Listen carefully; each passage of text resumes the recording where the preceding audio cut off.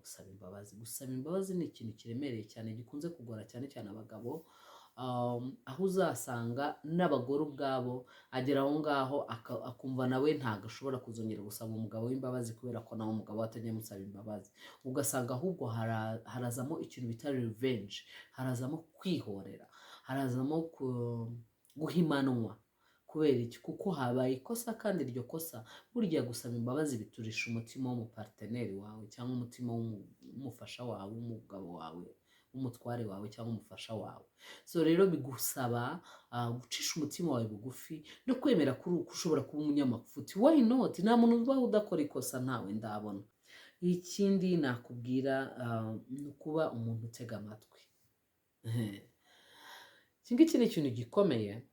Hari abantu usanga mwageranye ikibazo agahita akikubita, watangira no kwisobanura, no kubera ko akenshi aba afite ubwoba kuri umusobanura akumva nibyo, cyangwa akumva hari aho yibeshye, cyangwa akisanga niwe uri mu makosa, agakomeza akikanyaza akumva ko agomba kwima umwanya wo kukumva cyangwa guceceka. None se ubwo utabaye good listener wababarira gute? Wababarira gute utabashije kumva uruhande rw'umuntu?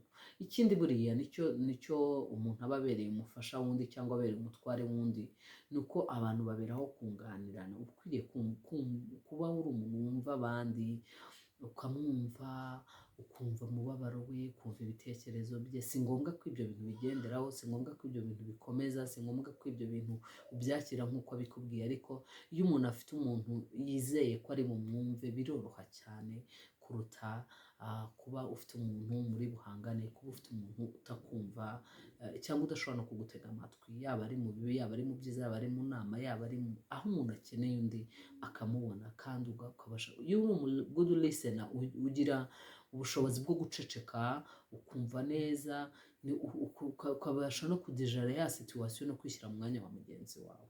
Ikindi ni ukwiga kwihangana. Cya cyenda ni ukwiga kwihangana. Ugomba kwiga kwihangana kubera yuko iyo utihangana uhura n'ibibazo byo kwicuza, kuko hari igihe umuntu aba ateye ukuntu mu by'ukuri kwa kundi muri cya gihe aba ari kukwereka uwo ari we cyangwa yirekuye, ugasanga ntago gutegereza kwawe guhari ku buryo utegereza ko na cya gihe cyo kuba yahinduka nawe akakwiyadaptaho, ngo nawe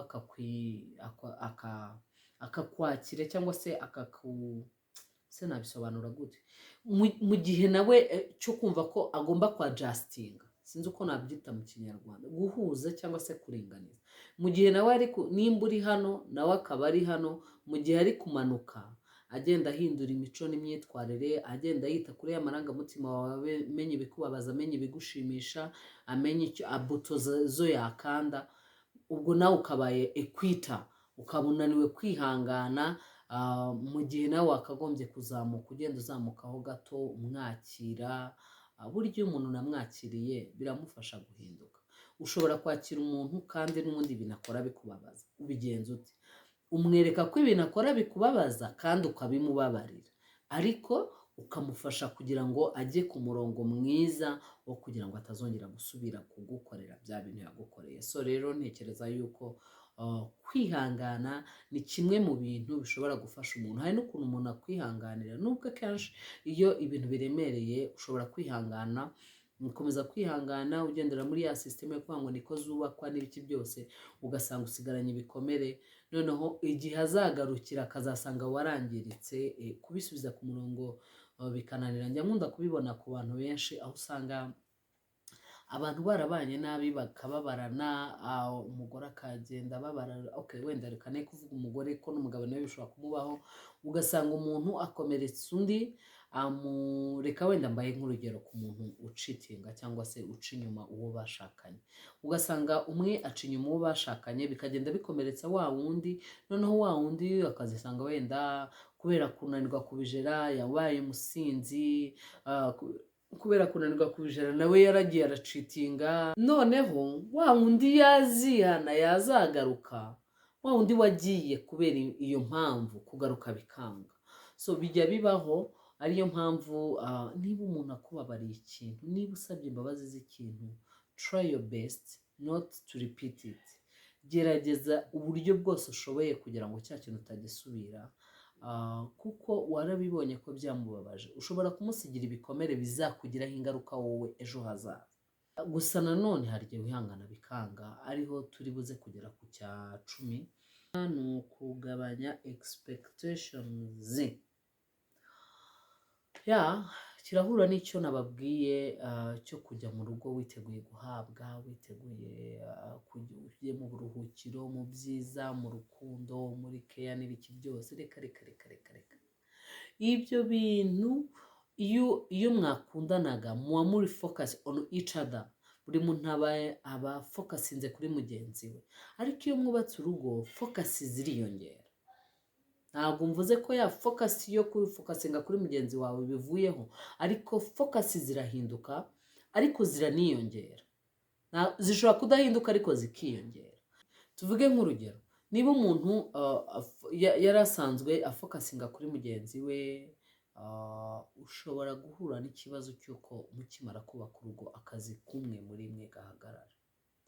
Iyo umuntu atakaje akazi ke yihutira kujya gushaka kandi. Iyo wihutiye kujya gushaka kandi, focus yo gufokazinga kuri mugenzi wawe, ugira stress zo gushaka akazi, gutekereza uburyo akazi uri bukabone, gutekereza icyo wakora, inzira waca, ibyanze biguca intege, aho wadepoje ntibagire icyo bakubwira cyangwa bakagukatira, aho wakoze ama exam akazi kawe bakagutwara wagatsindiye, byose ukabona focus ziragabanutse. Indi focus ikunze kuvuka mu rugo ni focus y'umwana, aho usanga umwana amara kuvuka abantu benshi bakabishwanira, ugasanga umwe agiye guca inyuma mugenzi we, cyane cyane abagabo, akavuga ngo umugore ngo yita ku mwana gusa, ngo kunduta. Umwana uba ugomba kumenya yuko umwana ni umunyantege nke, akwiriye kwitabwaho na se dayeri nawe, nako na nyina dayeri nawe se, mugomba kumwitaho mwembi. So rero bisaba yuko buri muntu wese ahubwo iyo focus ayihuriramo. Iyo mubihuriyemo mubikora vuba, focus y'umwana irangira vuba, mukagaruka gufocusinga on each other. Ariko iyo ari umwana ari ku mutwe, ari umuhangayikira, ari we ukwiriye gukora byose ku mwana, usanga nyine nta mwanya wawe ari bubone, kandi nawe akeneye n'umwanya wawe. Uzisanga abagore babura n'umwanya wo kwitaho ubwabo kubera ko babonye abana. Uretse ko akenshi biterwa na organisation, ariko nanone nakubwira ngo kwita ku mwana biragoye ku buryo umuntu wese yagakwiriye kubyandastandinga. Iyo umuntu rero afite expectations nyinshi kuri mugenzi we, of course disappointments n'izabura ziraba nyinshi ahubwo. Ariko iyo ugiye uzi ko ibintu byose bishoboka, unanabimenya yuko uru rugo uzatanga icyo ufitiye kuri mugenzi wawe, uzamukunda, uzamwitaho, uzamubyarira, uzakora ibyo ushoboye, uzaba faithful, uzaba inyangamugayo, ntumuce inyuma, ntugire ute. Ariko at the end of the time ukanamenya yuko ibintu byose bishoboka, ushobora kugerageza ibyo byose, ariko at the end of the time bikanga, ukisanga urugo rwanyu ruranze. Muragerageje cyane cyane iyo urugo ruri ku mutwe w'umuntu umwe. Iyo mvuze ruri ku mutwe w'umuntu umwe, vuga ngo intambwe zo gushaka gukomeza urwo rugo no kurwubaka iyo ziri ku muntu umwe, bishobora guterwa n'uko umwe aregreta, bishobora guterwa no ko wa muntu expectations zabaye nyinshi akaba disappointed, kandi kwihangana kukaba gukeya, bigatuma aba giving up cyangwa amanika amaboko hakiri kare. Noneho urugo rugasigara ku mutwe w'umuntu umwe, akaba rusigara pushinga kubaka, pushinga gutera imbere, ya pushinga gukunda ahantu bitagifata, ahantu bitakiri, umuntu wamaze kubivamo mu bitekerezo. So rero bidusaba imbaraga. Ikindi, uba ugomba kugenda ukunda urugo rwawe ukanarusengera. Tudaboro, iyo ufite expectations nkeya ukagenda witeguye gutanga nako aho guhabwa, akenshi uzisanga urugo rwawe unarukunda. Urugo rwawe ugomba kuba proud yarwo, ibyaba birimo byose ugomba kuba proud yarwo. Kurukunda ni ukuvuga ngo kururwanirira kugira ngo rutagira ibirusenya, kuko ibizarugera intorezo ni byinshi cyane. Ni byinshi cyane. Abashaka umuntu wawe kumukwambura, abafite ishyari y'uko urugo rwanyu rumeze, iterambere mufite, abafite ishyari abana banyu, aba ex banyu, umva ibizaza birugere buhiri ni byinshi rwose, ibyo ngibyo ugomba kubimenya. So rero you have to be careful and fight for your home, fight for your marriage. Kubera ko urugo ni ikintu gikomeye, nabikubwiye ko ari intambwe ikomeye ufite, ni nko kuva mu gihugu ukinjira mu kindi gihugu. So rero icyo gihugu uzaba winjiyemo ugomba kukinjiramo ukagikunda, ukaba citizen, ugafata citizenship. Ikindi nakubwiye ni ugusengera urugo rwawe nk'uko nakubwiye rufite ibirugereye intorezo byinshi, ariko ibintu byose bitsindwa n'amasengesho. Ikindi bibaye nka 13 noneho uba ugomba kumenya ubwenge, ntugendere ku mabwire, ntugendere ku kubaka ku rugo nk'uko kwa runaka rwubatswe, ntuvuge uti ibyo runaka akoresha, ingredient runaka akoresha nanjye nizo nzakoresha kugira ngo urugo rwanjye rumere neza. No. Impamvu ziriya ingredient cyangwa se ziriya tips zikora kuri runaka ni uko uko ateye bimacinga n'izo tips. Ngo rero nawe ugomba kubanza kumenya umuntu wawe uko ateye, ukamenya uko ameze, ibyo akunda, ibyo yanga, kugira ngo ubashe kumumanaginga.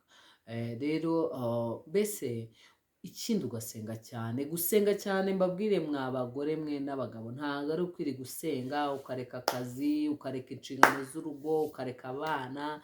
Bibiliya iravuga ngo nubura ubwenge nzakureka, nubura ubwenge Imana urugo rwawe izarurekura da. Urugo rwawe rurekure kuko nawe ubwawe uzaba warurekuye.